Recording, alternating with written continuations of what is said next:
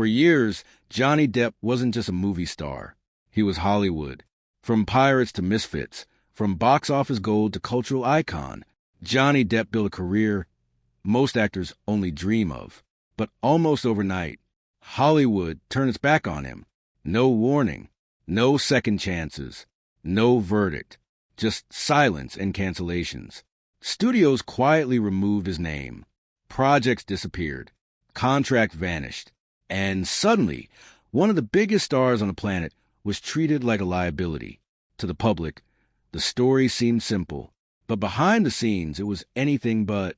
Johnny Depp didn't fight back publicly. He didn't launch a PR war. He didn't flood social media with statements. Instead, he did something unusual in modern Hollywood. He stayed quiet. That silence cost him everything. Pirates of the Caribbean, gone. Fantastic Beasts, gone. Multi-million-dollar deals, gone. Hollywood moved on fast. But while the industry canceled him, something else was quietly happening. Public curiosity started growing. Fans began asking questions. Why was there no trial? Why was he removed before any facts were proven? Why was one narrative accepted without challenge? For years, those questions went unanswered.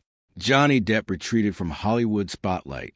He focused on music, on art, on smaller, independent films overseas. Many believed he was finished. Then came the moment that changed everything. The courtroom, what was expected to be a routine legal battle, turned into a global event. Millions tuned in daily, not because it was entertainment, but because it was raw, uncomfortable, and real. People watched Johnny Depp speak for himself for the first time, not through headlines, not through edited clips, but in real time, every pause, every reaction, every detail. And slowly, public perception began to shift. Viewers saw contradictions. They saw evidence. They saw a man who looked less like a villain and more like someone who had already lost everything. This wasn't about winning a case anymore. It was about reclaiming a voice. As the trial unfolded, something rare happened in Hollywood history.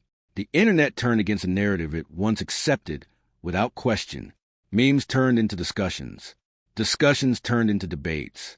Debates turned into reconsideration. Johnny Depp didn't reinvent himself.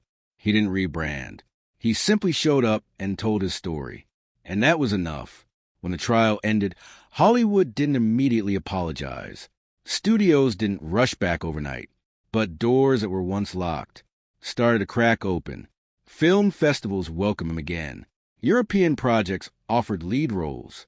Audiences responded with standing ovations. Not because he was perfect, but because people believed he was human. Johnny Depp's comeback wasn't loud. It wasn't flashy.